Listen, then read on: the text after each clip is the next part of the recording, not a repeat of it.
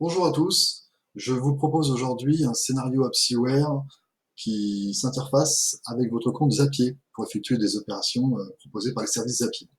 Donc, en allant dans les scénarios, je me suis déjà initialisé un premier scénario qui est notamment de faire à chaque demande de contact Joomla que je reçois sur le site, j'envoie une notification push via Zapier. Donc on va utiliser le webbook Zapier pour faire cette opération. Donc si je rentre dans le scénario, vous allez voir que l'observateur est déjà renseigné. C'est un observateur de détection d'envoi de formulaire de contact que j'ai choisi en allant dans formulaire au niveau des observateurs et en choisissant le formulaire de contact. Je renseigne un contact à surveiller pour les envois et c'est tout.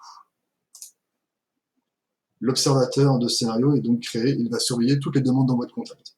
En tout cas, sur cette boîte mail-là. Je m'intéresse maintenant à l'action. L'action, je vais créer donc une nouvelle action qui va être basée sur un webbook Zapier. Donc, je vais chercher dans Apps, et là, j'ai les webbooks Zapier. Deux paramètres à renseigner, un premier qui concerne l'URL, et un deuxième qui concerne les paramètres. Donc, pour ce qui est des paramètres, je vais vous proposer un exemple de ce qu'on pourrait faire. Voilà, j'ai déjà fait un premier jeu de test avec ces paramètres-là.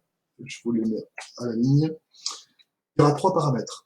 Titre, qui contiendra un titre qui servira pour ma push notification, email qui sera l'email du contact, et le sujet qui sera le sujet envoyé par le contact. Je vais les renseigner une fois que j'ai enregistré mon action dans mon scénario. Donc je donne un nom à mon action, push notification, voilà, et j'enregistre.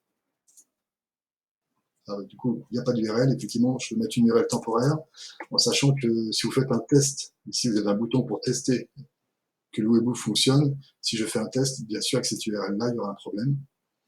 Et donc, il va vous dire que pour AAA, il ne trouve pas de dot internet pour cette adresse-là, ce qui est normal. Donc, j'enregistre mon action, j'enregistre le scénario pour qu'il prenne en compte mon action. Voilà. Quand je retourne dans l'action, je vais pouvoir m'occuper des tags de substitution. Donc, effectivement, si je vois les tags, avec ce bouton Aide, tag de substitution, je me rends compte que j'ai un observateur et une action. Donc mon observateur qui fait la détection de formulaire de contact, il a plusieurs paramètres, dont un qui m'intéresse, qui est adresse email du visiteur. Donc c'est sec1 de .value. Donc je vais prendre ce tag et je vais le glisser entre les deux guillemets qui sont ici. Email ctc de point entre guillemets le sec1 value. Pareil pour le sujet du contact. J'ai dans title, si l'action s'est envoyée, alors le titre saisi sera mis dans sec1 title. Donc je récupère ça et je le mets entre les deux guillemets. Voilà.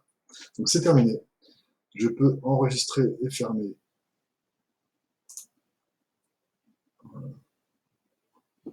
mon action et m'occuper donc de Zapier. Du côté de Zapier, je vais créer une nouvelle zap. Cette première zap va être basée sur ce qu'on appelle un webbook. Ce webbook en fait permet à une application extérieure comme AppSeaWare dans Joomla d'attraper Zapier via un hook, via un webhook accroché. Donc je continue. J'aurai la possibilité de mettre des paramètres, mais je vais les renseigner automatiquement en appelant une URL de test après coup, donc je passe. Voilà. Et donc j'arrive ici. Ils me fournissent une URL pour le webbook, donc je vais la copier, puisque c'est elle que je vais mettre ici dans mon URL de webbook à cet endroit-là. Voilà, très bien. Et qu'est-ce qu'il me demande? Il me dit, vous pouvez envoyer une requête pour effectuer un exemple, un sample, un exemple d'échange de paramètres. Donc je vais faire OK, je vais faire ça. Il se met en attente, on voit l'animation ici. Et donc ici, je n'ai plus qu'à, avec mon URL et mes paramètres, à effectuer un test de vérification du webbook. Voilà, le test est validé, appel réussi, avec les paramètres. Et du coup, si je vais là, effectivement, Zapier, lui, a détecté que je lui avais envoyé un exemple avec titre, email et sujet. Je peux continuer avec ce format-là. Voilà. La partie trigger avec le catch hook, avec le webbook est terminée. Je m'occupe de l'action. Donc l'action pour moi, ce sera de faire du pushover. Donc c'est un service que j'ai déjà configuré qui permet de faire la push notification. Je vais faire une push notification standard. J'ai déjà fait un test, mais je vais vérifier, voilà, mon compte est bien connecté à Zapier, donc très bien. Et j'arrive ici. Je vais avoir un titre que je peux renseigner pour ma push notification. Effectivement, moi j'ai déjà prévu plusieurs paramètres, dont le titre, demande de contact Joomla. Je peux mettre un message, je vais mettre demande, ou plutôt même sujet, et en renseignant le sujet qui est le paramètre que je lui fournis. Et je vais mettre par le visiteur, et je vais mettre l'email, qui est le dernier paramètre que j'ai prévu. Une fois que c'est fait, j'ai terminé et je peux continuer pour terminer mon pushover. Je peux donc effectivement faire un test. Voilà, j'ai un message de test avec les données qui sont transmises comme ça.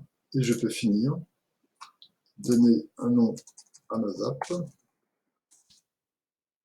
et surtout penser à l'activer afin qu'elle soit accessible, sinon ça ne marchera pas.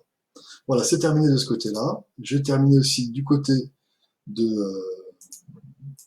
mon action et de mon scénario.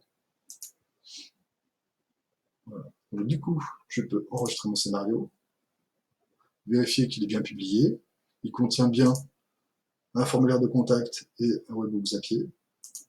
Et donc si je vais sur le site, j'ai déjà renseigné mon formulaire, je suis dans les contacts, mon formulaire de contact est pré-renseigné, je peux l'envoyer. Voilà, et je reçois quasiment immédiatement une push notification qui me dit demande de contact Joomla avec le sujet saisi et le nom de la personne qui a envoyé la demande. Voilà, c'est terminé. Je vous remercie.